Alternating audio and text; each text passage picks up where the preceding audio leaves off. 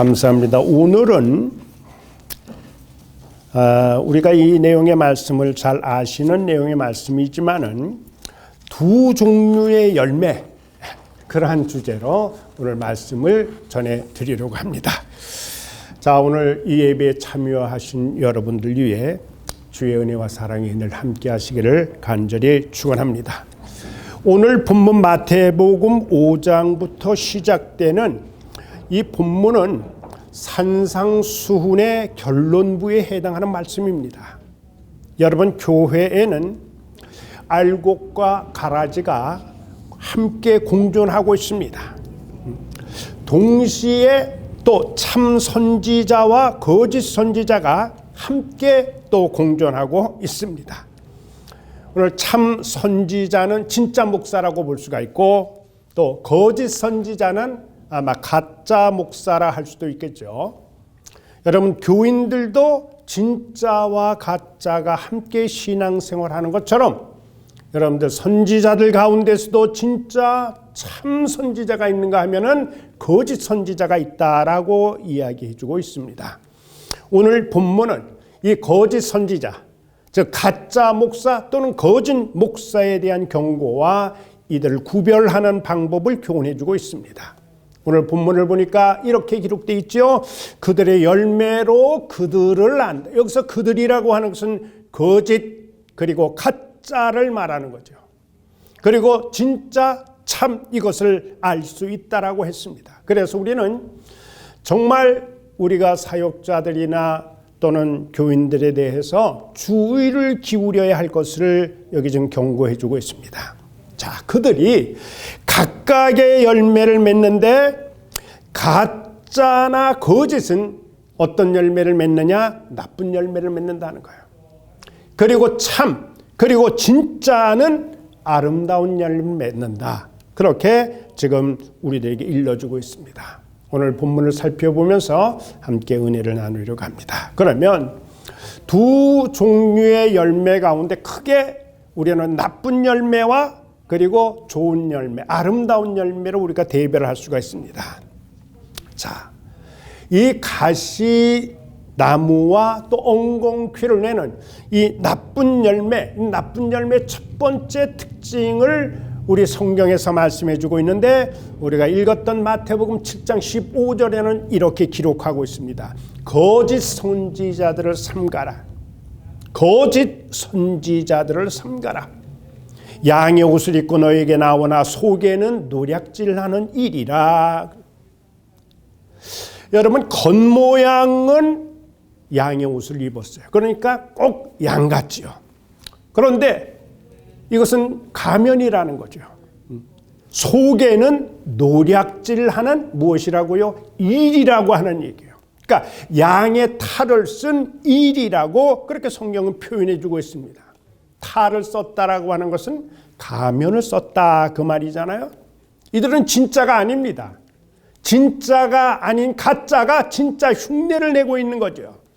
이 가짜들이 누구냐? 바로 거짓 선지자, 거짓 교사, 그리고 거짓 교인들을 이제 이야기한다고 볼 수가 있습니다.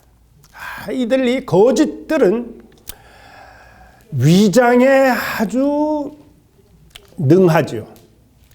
위장에 능해. 거기에 특별한 재주가 있어. 그래서 속이고 탈취하면서 노략질한다고 성경은 얘기해 주고 있잖아요. 노략질한다라고 하는 것은 남의 것을 빼앗고 삼키는 것을 노략질이라고 그렇게 성경 사전에는 이야기를 해주고 있습니다. 제가 어저께 동영상을 보려고 하는데 갑자기 이상한 내용이 뜨는 거예요. 그게 뭐냐 하면은 1992년도 때 있었던 과거 그 다미 선교회의 휴거, 거기에 관한 내용이 이제 동영상에 쭉 떴습니다. 그들이 휴거한다고 그래가지고 방송국에도 나가고 해서 전국에 막 중계를 한 거예요. 생중계가 되는데, 그런데 이제 중요한 것은 뭐냐 하면은 휴거가 됐으면 좋을 텐데 휴거가 결국은 불발이 돼 버렸잖아요. 휴거가 불발이 되면서 그 이후에 되어지는 그 교회를 이렇게 쭉 기자들이 또 이렇게 방송에 가서 취재를 했는데 그 내용이 동영상에 나타났는데 그게 뭐냐 하면은 목사들이 그렇게 휴거를 이야기했는데 휴거가 불발되니까 교회 문은 닫아버리고 그리고 흔적도 없이 다 사라져버렸다는 거예요. 어디로 도망을 갔는지는 모르지만 하여튼 다 숨어버렸다. 그것이 제가 봤던 내용이에요. 여러분 혹세무민해서 그래서 거짓 종교의 미혹으로 사람들의 재산을 탈취해버리고 재산을 빼앗아버리고 재산을 강탈해버리고 가정을 파괴시키고 그리고 교회까지 무너지게 하는 이들이 사용했던 가면 그 양의 옷이라고 하는 것은 너무나 진짜 같아가지고 진짜보다 더 진짜 같아가지고 그래서 순진한 성도들 말씀에 깊이 뿌려내리지 못한 이러한 성도들 여러분 여기에 미혹을 받게 되었던 거예요. 수천 명이 거기에 미혹을 했던 겁니다. 자, 오늘 여기 보니까 겉은 양의 옷으로 위장을 꾸민 건데 그들의 속, 다시 말해서 본심이 무엇이냐? 그것은 노략질하는 일이라. 여러분, 일이는 마구 빼앗아 버립니다.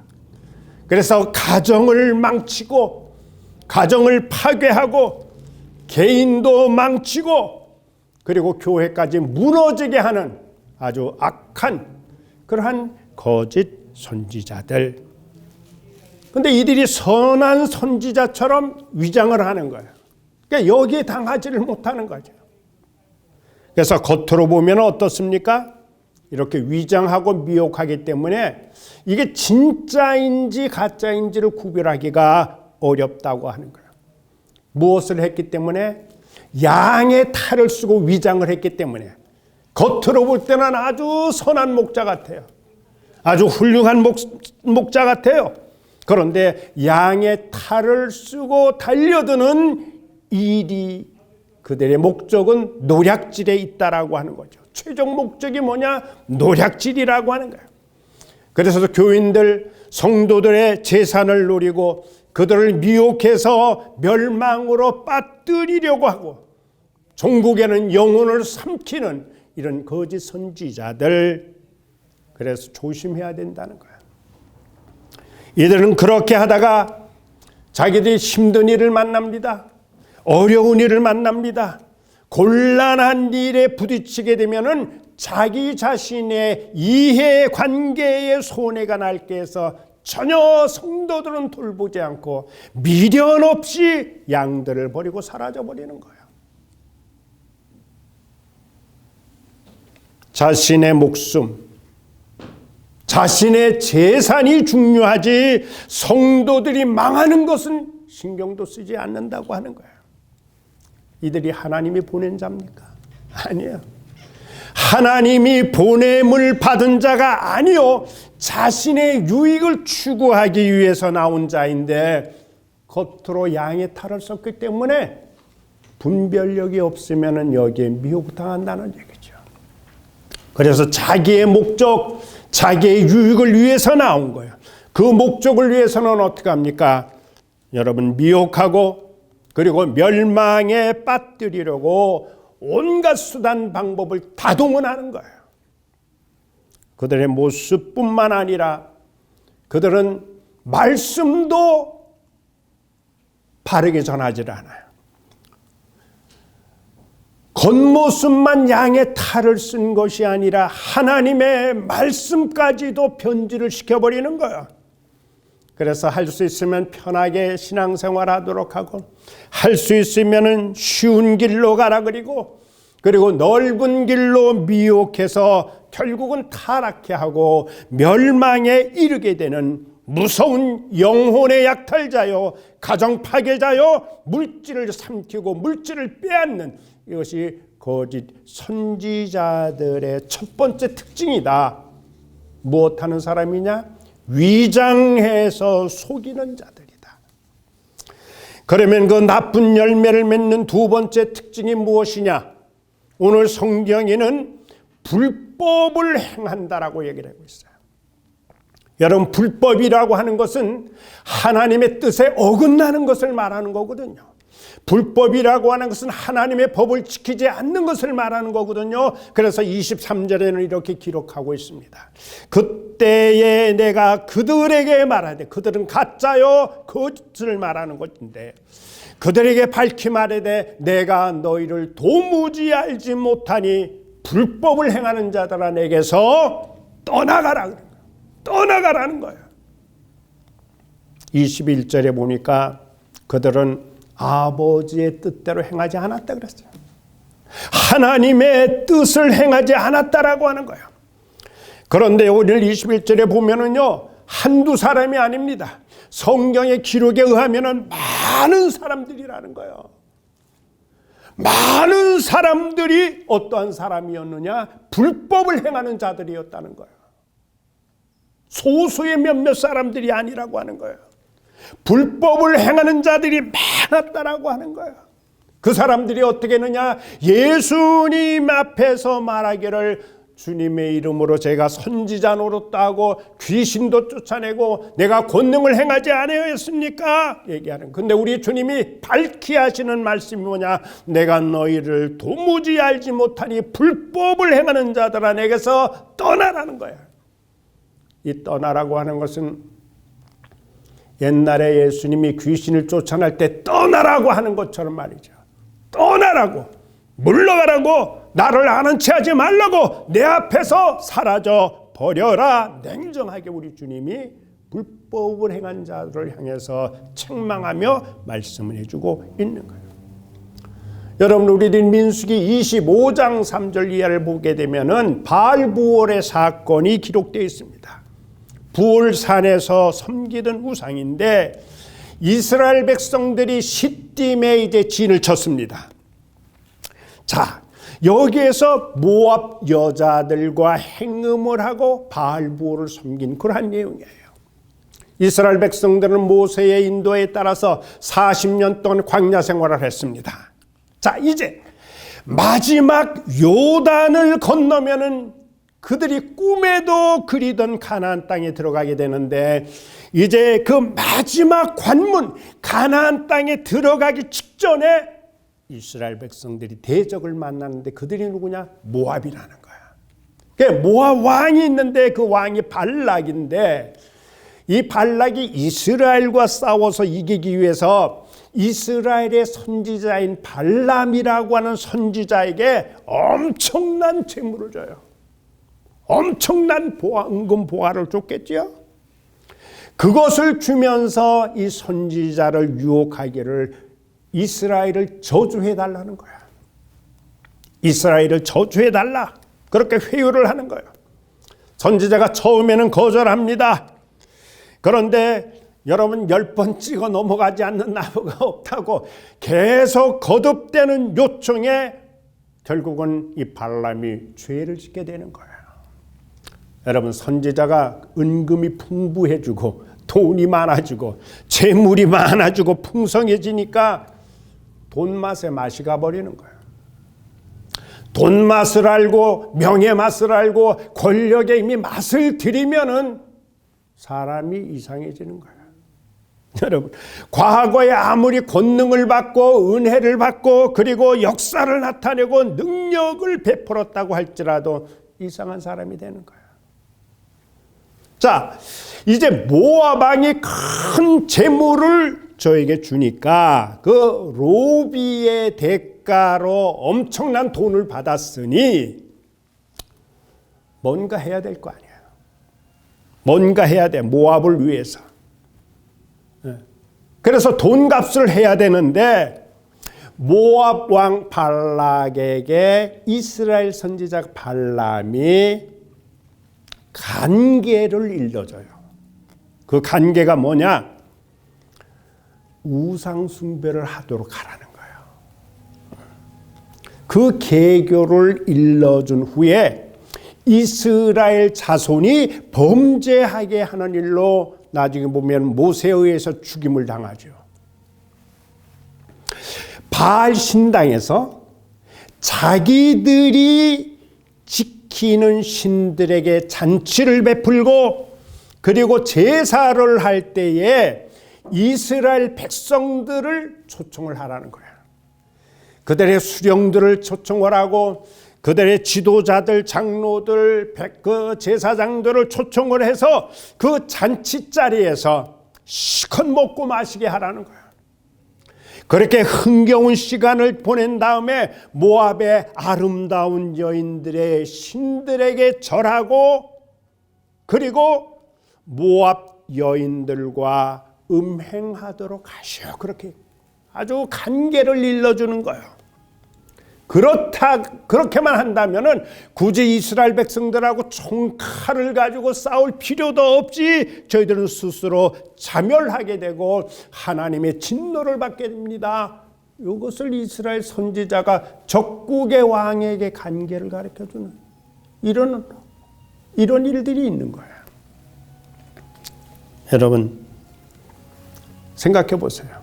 이스라엘 백성들은 지금 40년 동안 그 광야 생활을 하면서 모압 여인들이 그 잔치를 통해서 먹고 마시고 하면서 그러면서 그 앞에서 아름다운 여인들이 유혹을 하는데 그냥 넘어가 버리는 거예요.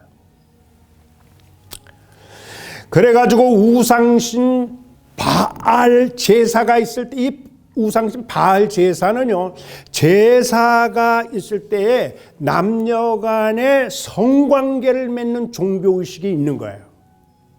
그래서 이 종교의식에 따라 가지고 이스라엘 백성들이 모압의 아름다운 여인들과 혼음을 하게 되는 거예요.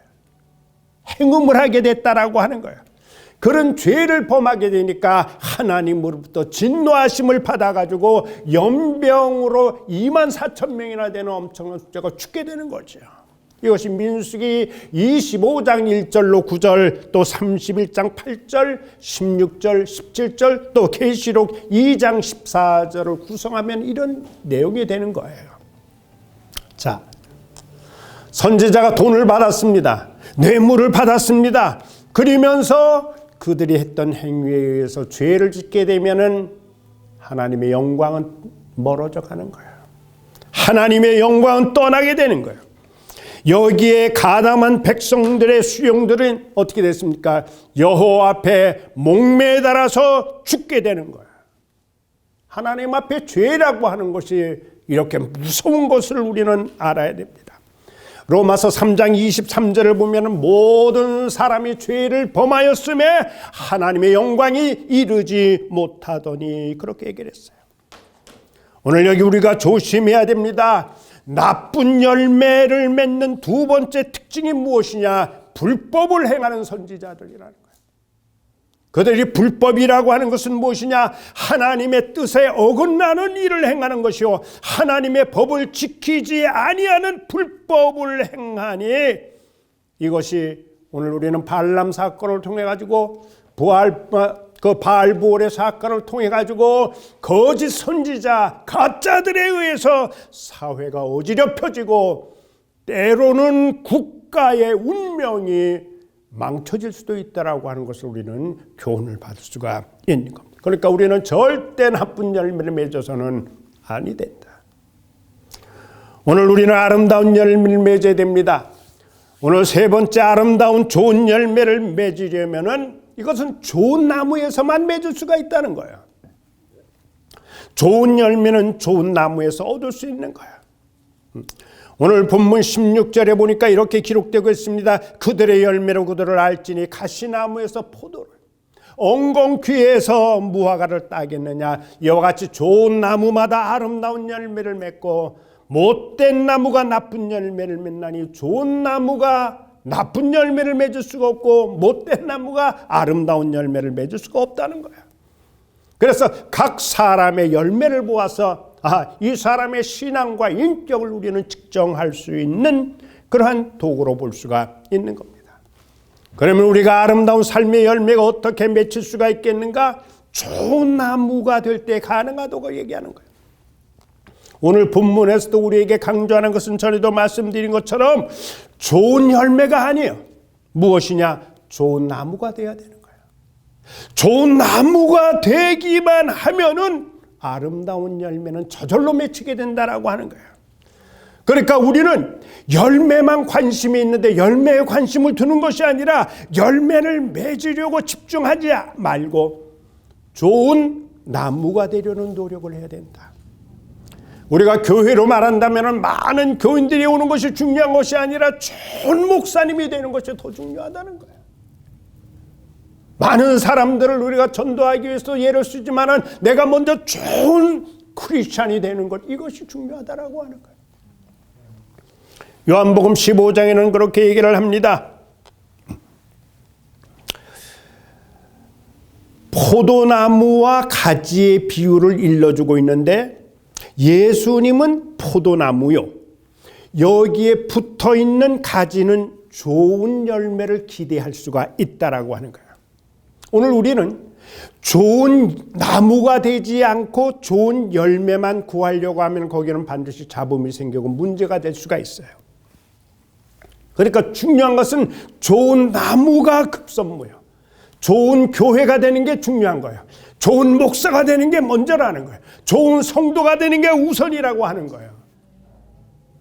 사랑하는 성도 여러분, 가지는 나무가 가는 대로 가지는 붙어가는 거예요.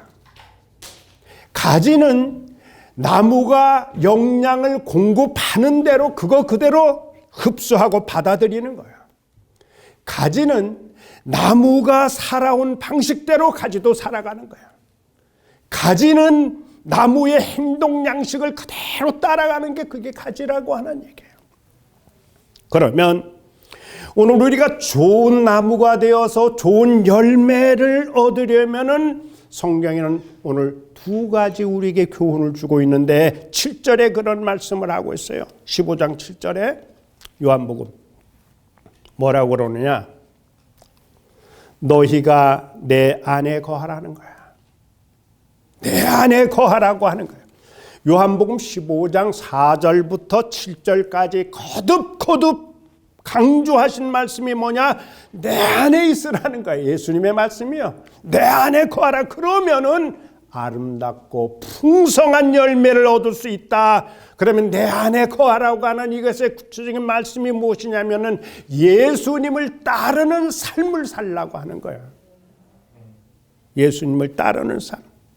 그래서 마태복음 7장 21절에는 주여 주여 하는 자마다 구원을 얻게 되는 게 아니고 천국 백성이 되는 것이 아니라 아버지의 뜻대로 살아가는 자라야 천국 백성이 될 수 있다고 오늘 힘주어 말씀해 주고 있는 겁니다.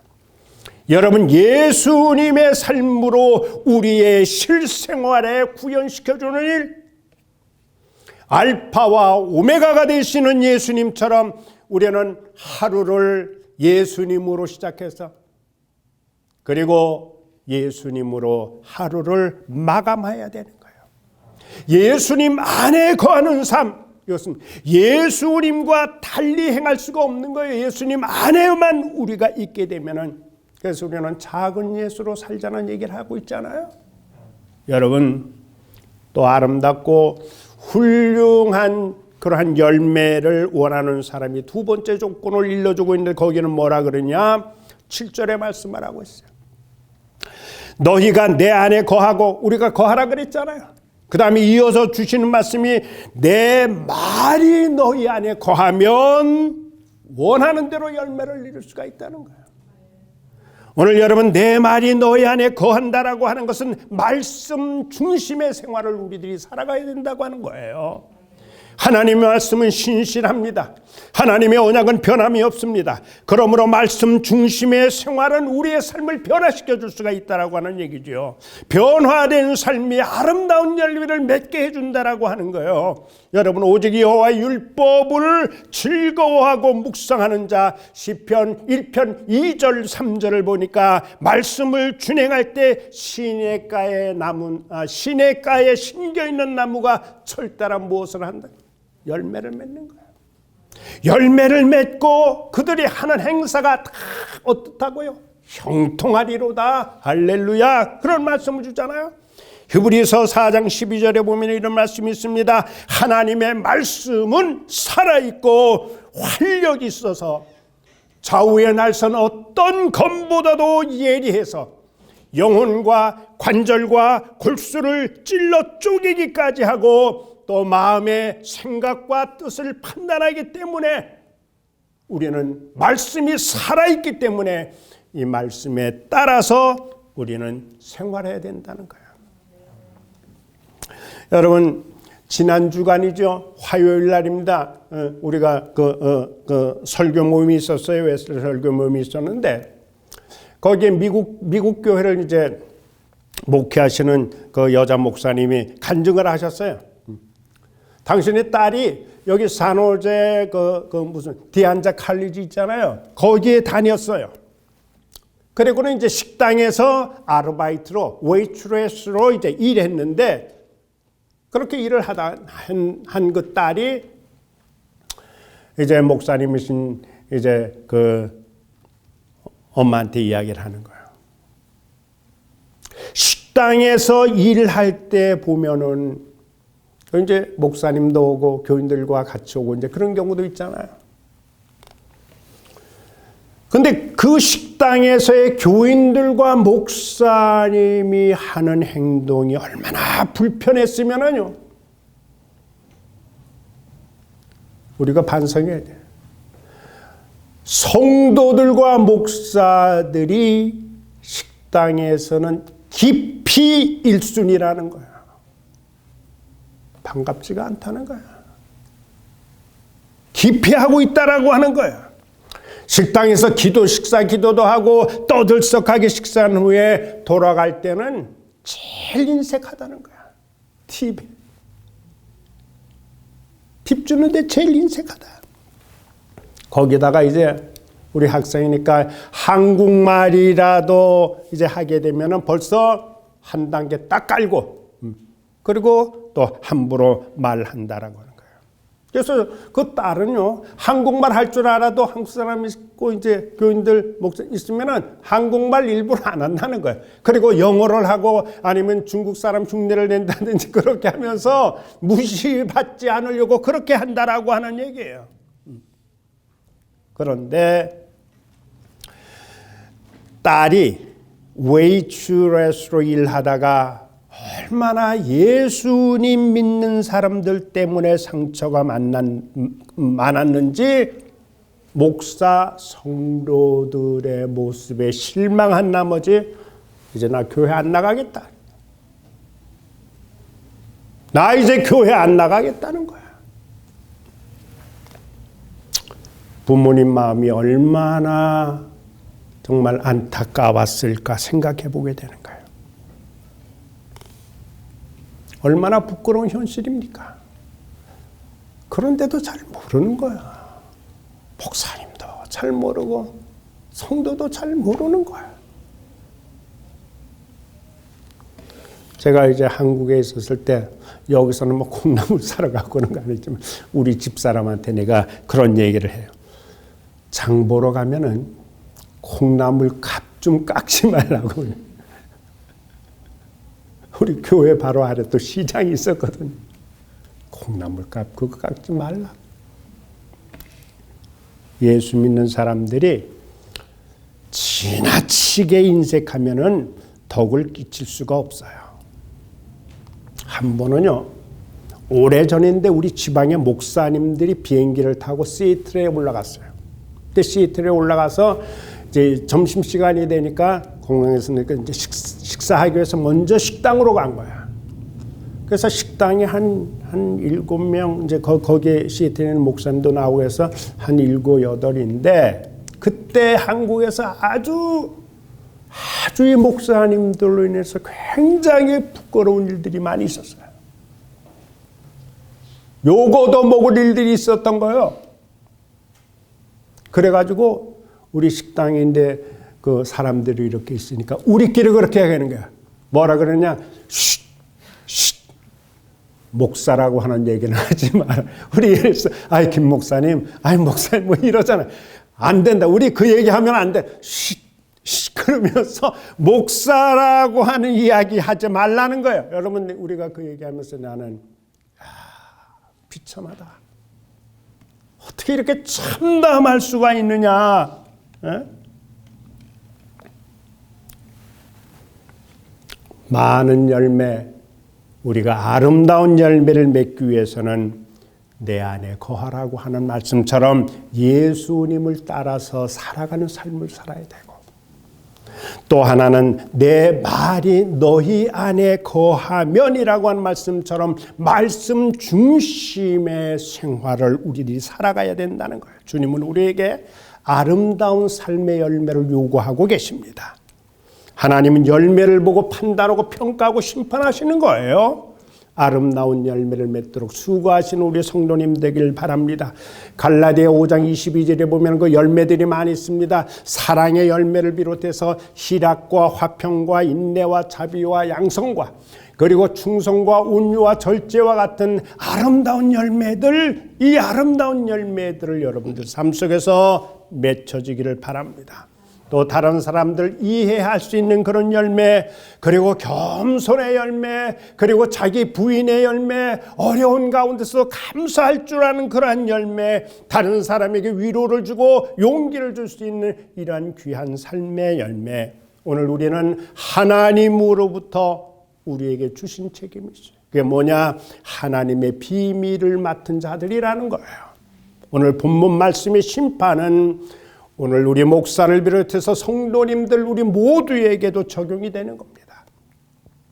우리는 주님으로부터 불법을 행하는 자들이라고 책망을 받을 것이 아니라 우리 모두가 다 삶의 귀한 열매를 맺어서 우리 주님 앞에 올려드리는 그런 은총이 우리 모두에게 있기를 바랍니다. 기도합니다. 하나님의 은혜와 사랑을 감사합니다. 오늘 우리에게 하나님 좋은 열매, 그리고 아름다운 열매를 맺으라고 당부해주고 계셨습니다. 주님, 그 말씀에 순종하여서 우리가 정말로 주님을 따르는 삶을 살게 하시고, 그리고 주님의 말씀을 중심으로 살아갈 수 있어서 우리로 하여금 주 안에 거하는 자가 많은 아름다운 열매를 맺어 하나님을 영화롭게 했던 그 삶을 저희들도 본받고 나아갈 수 있도록 축복해 주시옵소서. 예수님의 귀하신 이름으로 감사하며 기도드리옵나이다. 아멘. 우리 찬송가 335장을 마치고 우리 축도하겠습니다.